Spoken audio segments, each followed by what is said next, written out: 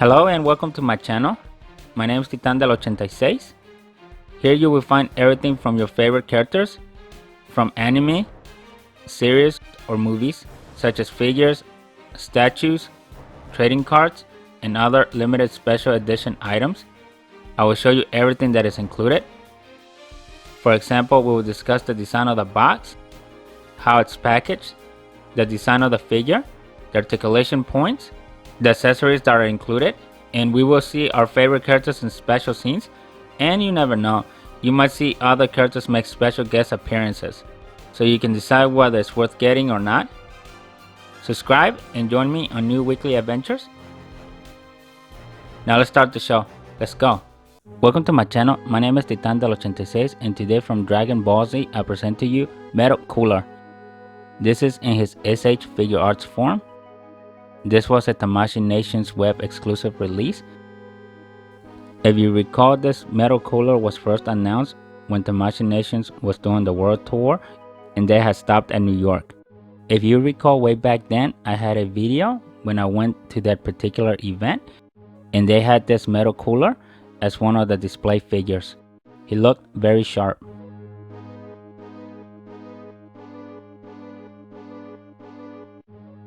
Looking at the front of the box, you can see a cutout of Metal Cooler, and through the window you can see the figure along with the different expressions and different hand gestures. That's a lot of chrome. He looks just as sharp as I remember him several months ago. On the back of the box you can see different poses of Metal Cooler, and you can also see all the different coolers that they have. Only one Metal Cooler is available per box. I should have really bought more than one. Dang it. I think I should have bought at least two more. Then on the side you have some close-up shots of Metal Cooler. Opening the box, Cooler comes in one blister pack. Here you can see the 4 expressions, the different hand gestures, the 2 sets of feet, and the long tail that comes with them, as well as the extra accessory arm. So this Metal Cooler does come with instructions, so here's a quick pass of one.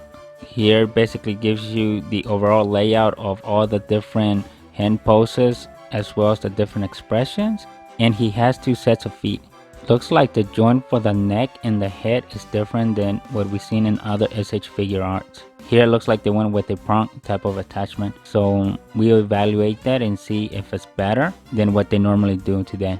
On the back side shows you how to attach the tail and how to swap out the left arm, and then you can see the sections that it tells you that it may rub off. Here's the 360 of Metal Cooler straight out of the box. He looks really amazing. He's got really strong details on the body. It's basically a giant mirror, really. He's all chromed out. One thing that I noticed about this figure versus all the other figures that we had in this channel is that he feels really lightweight, as if the body parts were hollow. When you grab him by the legs or the arms, it feels like there's nothing inside of it. It feels like you're just touching an empty shell. I'm not sure if they did that as a way of processing each individual piece to get the chrome on it versus having solid pieces. That could be because it's not painted, so during the process it probably sent it off somewhere so it could get blasted with the chrome. I should have bought 2 more of these figures. He has a really strong stance and he looks amazing. Just by looking at the body structure and the reflective, this is going to be a fingerprint magnet. The other thing is you really want to be careful, because since it's chrome and it reflects, it will probably capture any form of defect or any scratches that the figure might have or might go through. So you just want to be careful when handling him. Now let's see the 360 that S.H.Figuarts put on this Metal Cooler. Here you can see it's got good head movement. So it's the 360. Got the 360 on the bicep. So it looks like this piece can rock, as you see. So you can get this. This is as high as you can flex it up. And then that gives you the movement for the arm. See that? Here's the elbow.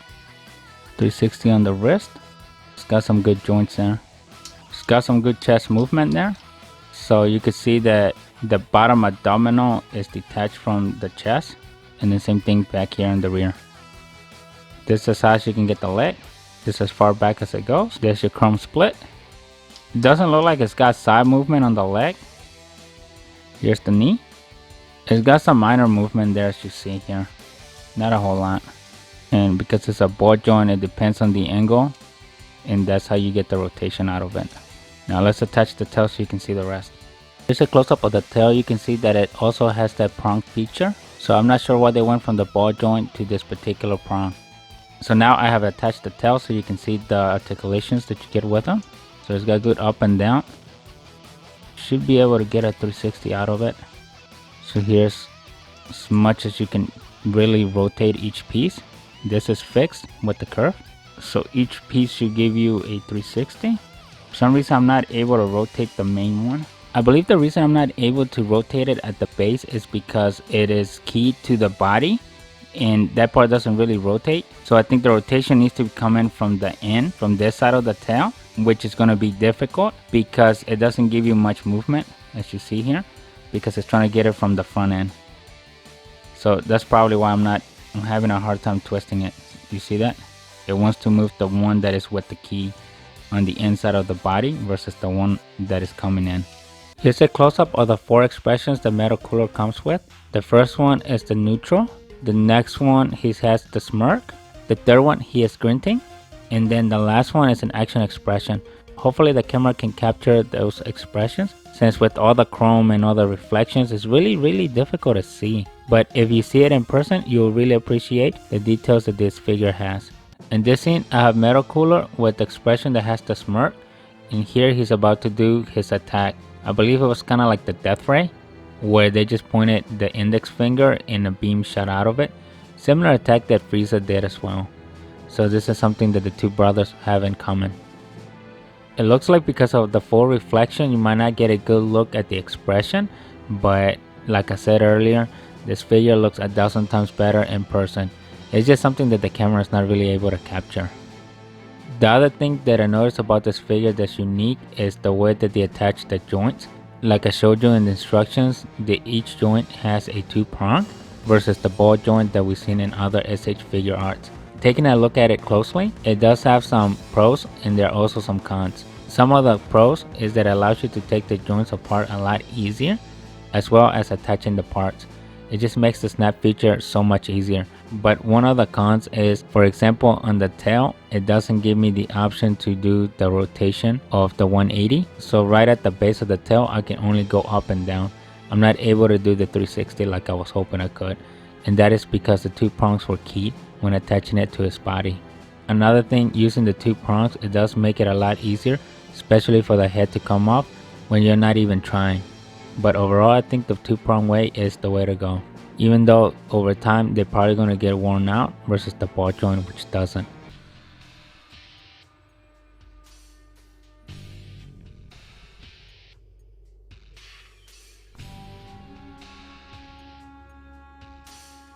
In this scene, I have Metal Cooler with the grunting expression. Hopefully the camera can capture it so you can see his teeth in there. In this scene, he is recovering from an attack. As you see, the figure came with the accessory arm that shows the metal fibers as Cooler heals his body. If you recall from the movie, when Goku blew his arm off, he quickly recovered. So this is what his body did. It regenerated by creating new fibers. If you like what you're seeing, don't forget to leave a like, subscribe to the channel, and share the video. One thing I wasn't expecting is, and the camera's doing a really good job of capturing it, inside the metal fibers, you can see that it's got some chrome in them. So that's kind of what the light's capturing. That is a nice feature that Bandai added on this figure that I was not expecting. One thing to note, Cooler's, even though he's got a lot of chrome, his real colors tends to have like a bluish turquoise color. It's more like a turquoise chrome type of color. Let me know in the comments what are your thoughts of this Metal Cooler so far. If you recall, this is the same figure that I showed you when I went to the New York event for the Tamashii Nation's 15th anniversary. I remember when I first looked at it, it looked really amazing. But now having it in my hands, it's even better. Follow me on IG at Titandel86. So it appears they use different techniques for this Metal Cooler. And the results are outstanding, as you see here.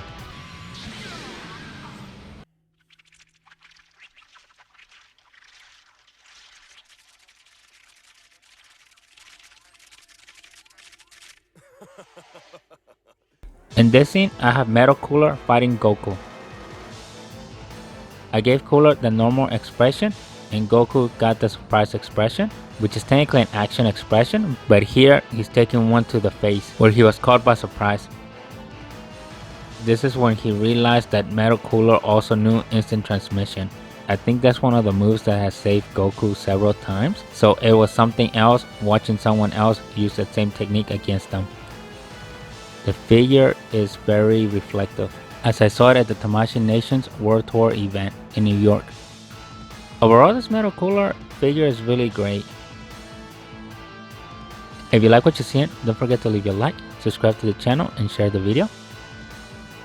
I haven't really found any negatives. One thing that I noticed is that Bandai did a lot of special things for this particular figure. It does not appear that it follows the normal process versus all the other S.H.Figuarts figures that we've seen on this channel. For example, to get all the chrome plating, each individual piece is basically a hollow section which is cut in half, which would allow for the chrome process to take place versus a solid part. Another thing that I believe now, looking at this figure a lot more closely, is the fact that they used the two-prong attachment feature versus the ballpoint, where I think if they used the ballpoint joints, I think it would have caused damage to the figure when used on the hollow parts, where the attached two-prong method is a lot better for the figure. So I think every hollow part in this figure is using the two-prong, and every solid part is using the regular ballpoint joint. You like that one, huh? It's called instant transmission. I know. It's one of my favorite techniques. Your favorites? In this scene, I have Cooler charging Super Saiyan Vegeta. I gave Cooler the action expression. I gave Vegeta the action expression as he's prepping up for Cooler's attack. I also have Super Saiyan Goku getting ready to do the Kameo wave. But one thing to note, what exactly is he looking at? Because Cooler's going after Vegeta, so where is Goku aiming that Kameo wave? You will find out soon on the next Dragon Ball Z. They always left off at cliffhangers, so you remember from the show.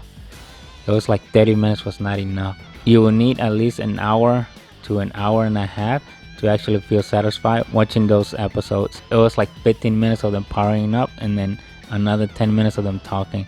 So in the last 3 minutes, that's kind of when the action kind of started. So the 30 minutes would go by and you realize they didn't do nothing the whole episode. But anyways, so coming at the top, I have Frieza.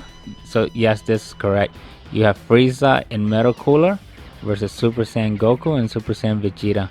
Who is gonna win this round? So now you know what Goku was looking at. Overall, this Cooler figure was really amazing. I like how Bandai didn't follow their usual manufacturing skills when it comes to this S.H.Figuarts figure. Here they added special manufacturing techniques. I was surprised that they did this character. This wasn't one that I was expecting them to do. I do like every single time when they throw in a new character that we haven't seen before as an S.H.Figuarts variant. So if you don't have this Metal Cooler, I suggest you get online and find one available. I wish I would have bought 2 additional ones just to complete the whole Metal Cooler theme where he started duplicating himself.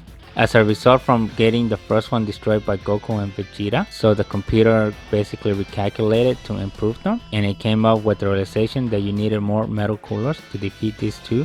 Also, as I mentioned earlier, it looks way better in person than it does here on video. Even the pictures don't do it justice. You really have to see this figure in person to really appreciate all the little details that Bandai placed on it. While it does have a couple minor flaws, the pros overweight those. I did like the accessory arm that came with them. This is all I have for you today. If you like what you're seeing, don't forget to leave a like, subscribe to the channel, and share the video. And I'll see you next week with a brand new video. Thank you and bye.